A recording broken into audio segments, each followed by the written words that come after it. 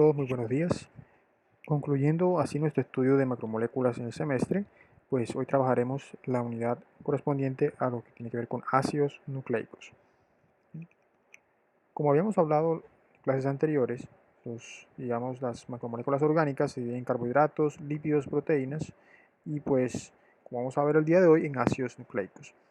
Estos ácidos nucleicos tienen una particularidad especial y es que, digamos, su principal característica es que son los polímeros que constituyen los que se conocen como ácidos nucleicos. Son macromoléculas, ¿cierto?, que unidas entre ellas forman polímeros que son los llamados ácidos nucleicos.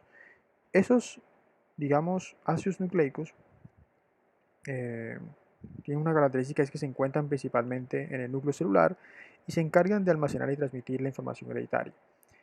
Cada uno de estos ácidos nucleicos está formado por esta repetición de los nucleótidos que unidos entre sí lo hacen por medio de un enlace covalente conocido como enlace fosfodiéster.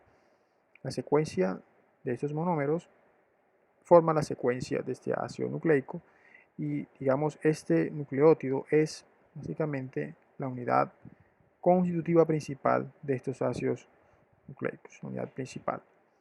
La secuencia de aminoácidos de un polipéptido es programada por una unidad de herencia que se conoce como gen, que es básicamente están compuestos principalmente por ADN. Son secuencias de ADN que codifican específicamente una determinada proteína. Químicamente hablando, un nucleótido es un monómero de un ácido nucleico, ADN, ARN, que son respectivamente ácido desoxirribonucleico y ácido ribonucleico, que está formado por la unión covalente de una serie de grupos funcionales, que es el llamado azúcar pentosa, que es este que se encuentra aquí, una base nitrogenada, que es un compuesto nitrogenado, ya sea de uno o dos anillos aromáticos, y un grupo fosfato. Esos tres grupos funcionales unidos forman lo que se conoce como nucleótido. El nucleósido es básicamente la parte del nucleótido en la cual se excluye el grupo fosfato, de forma única y exclusivamente por el azúcar pentosa y la base nitrogenada. La unión específica, como se había explicado antes, entre estos tres grupos funcionales se da por enlaces covalentes. Y, particularmente hablando, los nucleótidos se caracterizan porque el enlace que une al azúcar pentosa y a la base nitrogenada es un enlace bastante, por así decirlo, inestable. Otra particularidad que posee ese enlace unido es que el grupo fosfato le confiere una alta polaridad a estos nucleótidos, dándoles una mayor tasa de carga negativa por los pares electrones libres que poseen los átomos de oxígeno del grupo fosfato.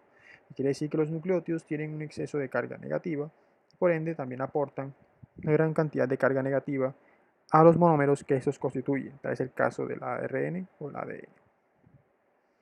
¿Dónde se encuentran localizados estos ácidos nucleicos y por ende también sus nucleótidos? Se encuentran, digamos, divididos y dependen principalmente de sus funciones.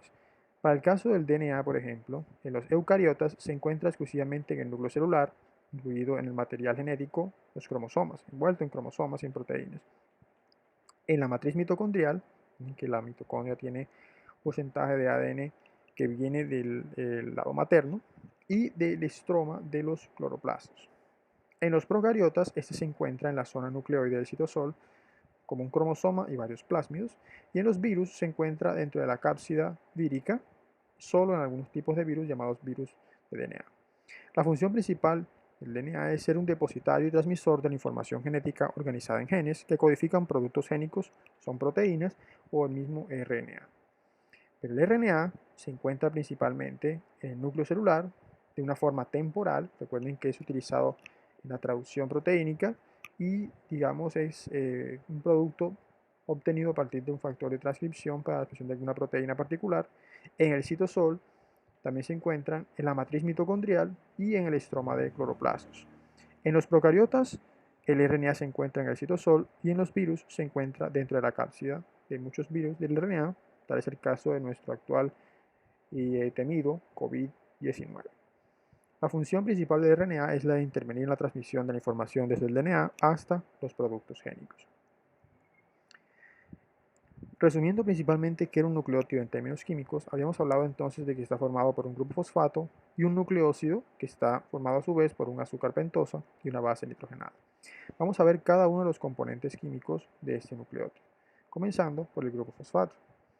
Los grupos fosfato básicamente son grupos de fósforo en el cual este se encuentra unido a 4 átomos de oxígeno como tal.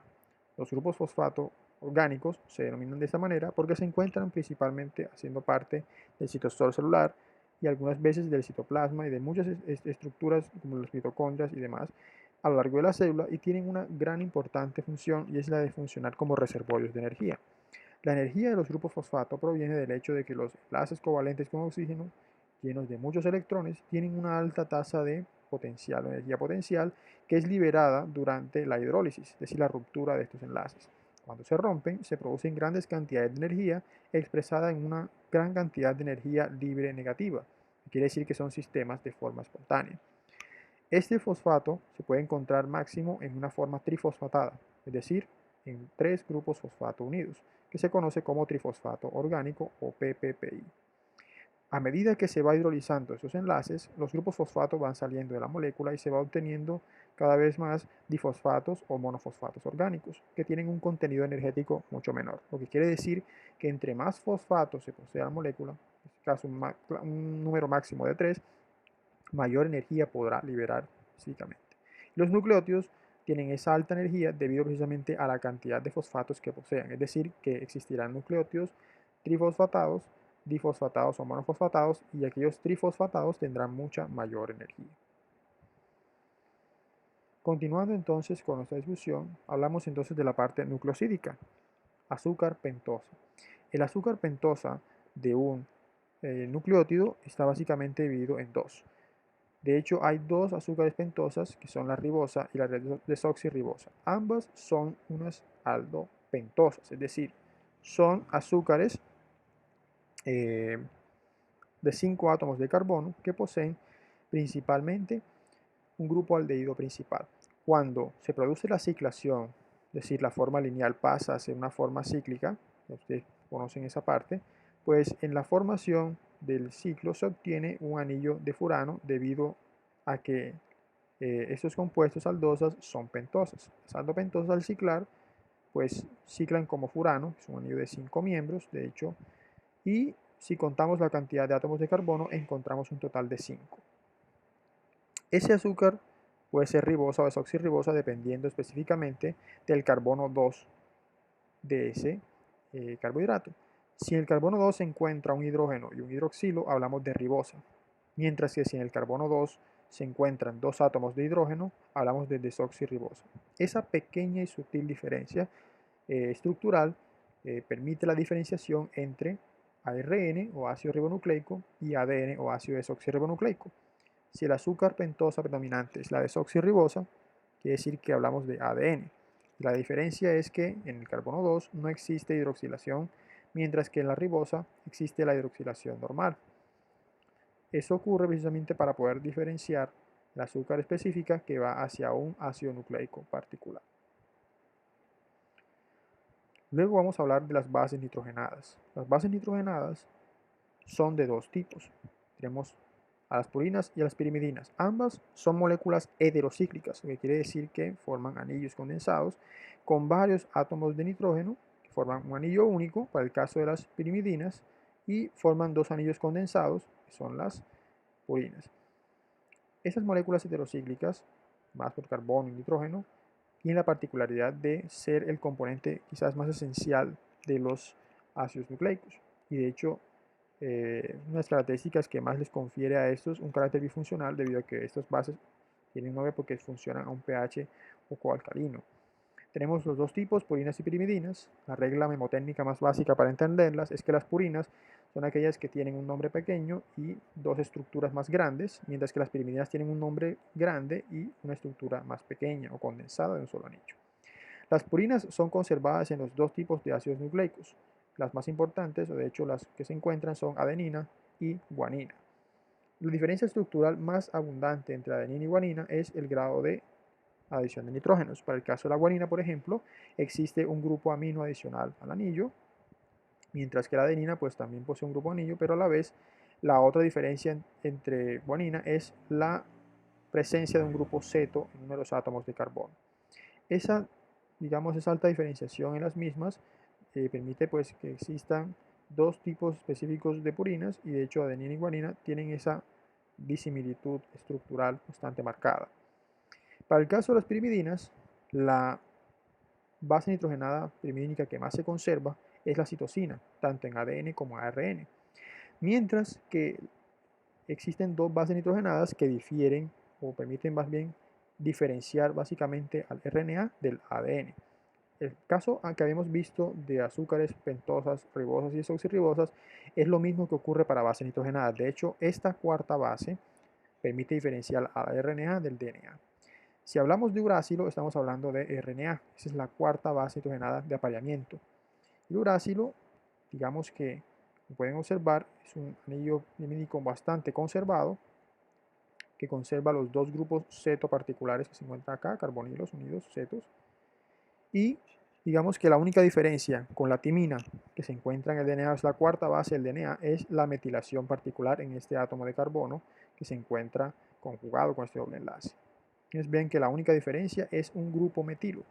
Esto es porque cuando tenemos nucleótidos de RNA en nuestro cuerpo, en nuestras células, pues nuestras células pueden transformarlas por una enzima que se llama sintetasa de timidilato, transformar el uracilo a timina, adicionando un grupo metilo en esta posición, y de esa manera pues obtenemos de esta manera desoxirribonucleótidos de timina utilizados para la síntesis de DNA. Ahora, la unión entre la base nitrogenada y el azúcar pentosa se da a través de un enlace conocido como N-glicosídico, que es la base para la formación de nucleósidos. Algo muy particular en estos nucleósidos es que la posición de la base nitrogenada puede estar en dos conformaciones. Hablaremos de ello un poco más adelante cuando estemos hablando de las formas de las llamadas estructuras secundarias del DNA. Lo que queremos hablar principalmente ahorita es de que efectivamente el enlace N-glicosídico permite diferenciar dos tipos de átomos de carbonos en este nucleósido: los átomos que hacen parte de la base nitrogenada y los del azúcar pentosa. Como se puede observar en el enlace N-glicosídico, que se ubica en el carbono 9 de la base purínica y en el carbono 1 de la base pirimidínica, se encuentran en una conformación beta con respecto al carbono anomérico, que es el carbono 1 que se encuentra acá. Otra cosa particular que tenemos que observar de las bases nitrogenadas es que efectivamente estas, digamos, difieren en la numeración. La numeración de las bases nitrogenadas en este caso es o posee un número arábico normal: 1, 2, 3, 4, 5, 6, 7, 8, 9. Para el caso de las purínicas, y lo mismo para el caso de las pirimidínicas: 1, 2, 3, 4, 5, 6, 7. Pero los números que se usan para designar los átomos del azúcar pentosa tienen una pequeña coma o una prima: 1', 2', 3', 4', 5'. Esto es por el hecho de poder diferenciar los átomos que son de la base nitrogenada con los del azúcar pentosa. Entonces, eso se utiliza para, obviamente, diferenciar, por ejemplo, para el caso de este nucleótido purínico, el carbono 2' sería el carbono de la azúcar pentosa y el carbono 2 sería el carbono que se encuentra haciendo parte del anillo heterocíclico de la purina. Eso es básicamente lo que puede ocurrir. Ahora, la numeración de este mismo sigue un principio bastante interesante. Por ejemplo, el carbono, digamos, el átomo más bien es la parte correcta. El átomo específico denominado que orienta la numeración es el nitrógeno más alejado del enlace N-glicosídico, que es este que se encuentra acá, el 1, ¿cierto? Y ese 1 comienza a orientar, para el caso de las purínicas, digamos, en un sentido contrario a las manecillas de reloj, en forma de 8, y luego regresa hacia el último, que es el nitrógeno 9. Repasemos entonces la numeración, comenzamos del más alejado: 1, 2, 3, 4, 5, luego regresamos 6, 7, 8, 9, como si fuera una especie de 8: 1, 2, 3, 4, 5, 6, 7, 8, 9. Entonces esa numeración que va primero en el sentido contrario a las manecillas de reloj, luego se va y regresa en el sentido contrario, es la numeración que existe para las purinas, siempre dejando al último nitrógeno que hace parte del enlace N-glicosídico como el nitrógeno 9. Para el caso de las pirimidinas, tenemos que la numeración sigue el principio contrario, sigue el sentido de las manecillas del reloj, partiendo del nitrógeno 1, que es el nitrógeno que está en el enlace helicosídico, y ahí sale 2, 3, 4, 5, 6. Bien, siempre con el hecho de que el siguiente átomo primo sea el nitrógeno, como tal, de ese enlace. A partir del enlace en helicosídico, el siguiente sería el que hace parte del anillo de pirimidina. Bien, para formar el nucleótido a partir del nucleósido, obviamente, uno de los átomos de carbono, que es el anomérico, posee la base nitrogenada, que es el carbono 1, ya sea del azúcar ribosa o desoxirribosa. Pero para el caso de la ribosa, por ejemplo, existe tanto el carbono 2', como el 3', como el 5', como puntos esenciales donde el grupo fosfato puede llegar y unirse con una hidrólisis. El grupo fosfato puede entrar aquí hidrolizando por acá y liberando pues agua como tal. En ese proceso específico, el caso del azúcar ribosa, que posee 3 grupos hidroxilo libres, pues existen 3 posiciones para que el grupo fosfato entre. Para el caso de las desoxirribosas, como el carbono 2 no posee hidroxilos, entonces las únicas posiciones probables son el carbono 3' y el 5'. Pero para el caso de los nucleótidos, digamos que la fosfatación o la unión de grupos fosfato para formar el nucleótido se da siempre más prioritariamente en el carbono 5'. De manera muy extraña o muy rara se da en los carbonos 3' y casi que nunca se da en los carbonos 2'. Para el caso, por ejemplo, de nucleótidos de ribosa. Pero siempre la posición de fosfatación, la adición de grupo fosfato, es a partir del carbono 5'. Por eso existirán nucleósidos monofosfato o NMPs que tienen un grupo fosfato en el carbono 5'. Luego, a partir del 5', la unión de más fosfatos será en el mismo grupo fosfato, será consecutiva para formar entonces nucleótidos trifosfatados, ¿cierto? Que poseen 3 grupos fosfato máximos como tal. Estos nucleósidos trifosfatados poseen la particularidad de poseer el máximo carácter energético, tienen una alta tasa de energía y se utilizan para sintetizar ácidos nucleicos por la hidrólisis, repito, de estos enlaces hidrolíticos. Ahora, para un nucleótido difosfatado, el grupo fosfato más cercano al 5' será el alfa, que le sigue es el beta y por último el gamma. Eso siempre serán 3 enlaces específicos. Y eso es básicamente lo que ocurre con estos nucleótidos. Ahora, ya hemos visto cómo se forman los nucleótidos, principalmente hablando en términos químicos. Ahora vamos a ver algunos tipos particulares. Comencemos con los desoxirribonucleótidos y algunos ejemplos. Este ejemplo lo saqué del libro de Leringer, de Bioquímica de Leringer, que ustedes también tienen compartido, que se los compartí al principio de semestre. Aquí tenemos al nucleótido principal digamos, en este color, un poquito color más rosa pálido. Tenemos al nucleósido y obviamente al fosfato para formar al denominado nucleótido. Entonces, este, por ejemplo, es el deoxiadenilato, ¿cierto? Que es deoxiadenosina 5' monofosfato. 5' monofosfato quiere decir que en el carbono 5' del azúcar pentosa tiene un grupo fosfato. Como pueden observar, como es un desoxirribonucleótido, tenemos que el carbono 2 está única y exclusivamente con 2 átomos de hidrógeno, la diferencia principal, y el hecho de que sea deoxiadenilato quiere decir que es un desoxirribonucleótido, y adenilato porque es digamos, la base nitrogenada es la adenina. El nucleósido en este caso, es decir, el grupo nucleótido sin el fosfato, sería deoxiadenosina, porque es la azúcar pentosa desoxirribosa con la base nitrogenada adenina. La unión de adenina más el azúcar pentosa forma el nucleósido, en este caso sería deoxiadenosina. El símbolo que se utiliza para denominar al nucleótido específico que se forma por la unión de fosfato es A, para el caso de la base nitrogenada, DA o desoxiadenosina, y para el nucleótido sería DAMP, deoxiadenosina monofosfato, que viene de la unión del nucleósido más en la palabra fosfato, o deoxiadenilato. El otro que le sigue es el deoxiguanilato. Obsérvense que la base nitrogenada es la guanina, que al unirse con la ribosa sería el nucleósido deoxi o desoxiguanosina. el símbolo G para denominar a la base nitrogenada principal, DG para denominar al, en este caso, nucleósido, y en este caso el nucleótido sería DGMP o deoxiguanilato o deoxiguanosina monofosfato. A veces es mucho más sencillo utilizar la denominación monofosfato, difosfato, trifosfato para denominar enseguida para reconocer que es un nucleótido. Pero el símbolo principalmente cuando tiene MP o DP o TP, ¿cierto? Para denominar monofosfato, difosfato, trifosfato respectivamente, ya nos habla de que es un nucleótido, que es el nucleósido más el fosfato. Cuando solamente tiene la pequeña letrica o la letra mayúscula como tal alrededor, ya sabemos de qué es él, solamente hablamos de un nucleósido.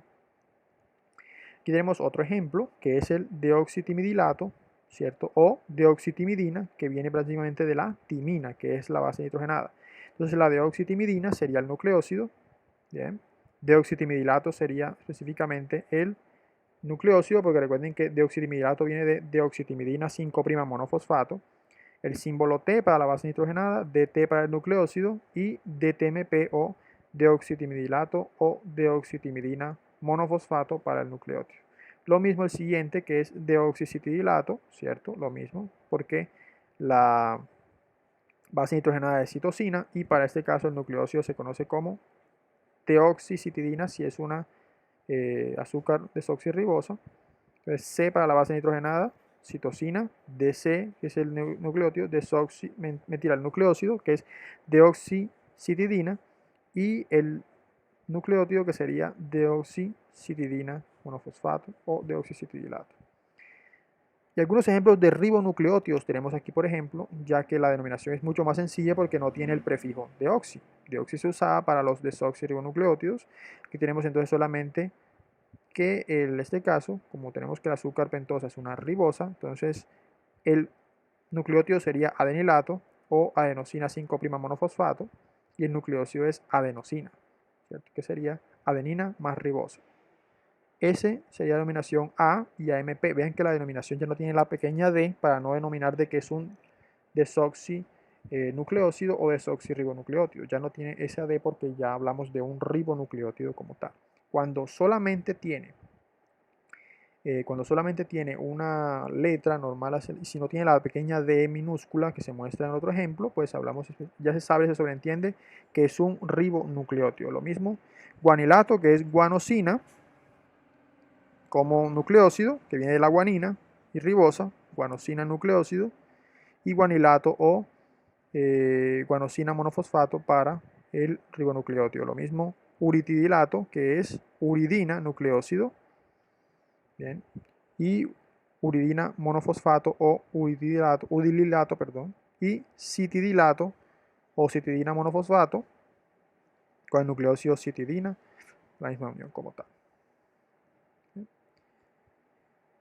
Bueno, la unión principalmente entre los nucleótidos se da por un enlace fosfodiéster, que es un enlace que se produce cuando el grupo fosfato de uno de los nucleótidos interacciona con el hidroxilo de otro nucleótido particularmente hablando. Siempre este enlace fosfodiéster comenzará con un nucleótido que tiene un grupo fosfato 5' libre y el siguiente vendrá por el carbono 3', ¿cierto?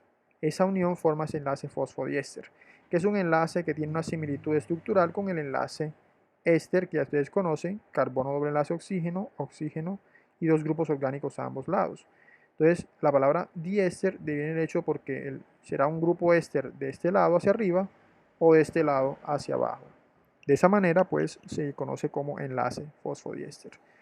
La elongación de la cadena polinucleotídica se da siempre de un extremo 5', que es el inicial, que orienta, 5' por estar aquí el carbono, y un enlace o un grupo nucleotídico que entra por el carbono 3'. Entonces, ese es el sentido de elongación de la cadena, 5', 3'. Y bien, chicos, con eso pues hemos concluido esta primera parte. Continuaremos la siguiente con lo que tiene que ver con los niveles estructurales de orden de los ácidos nucleicos.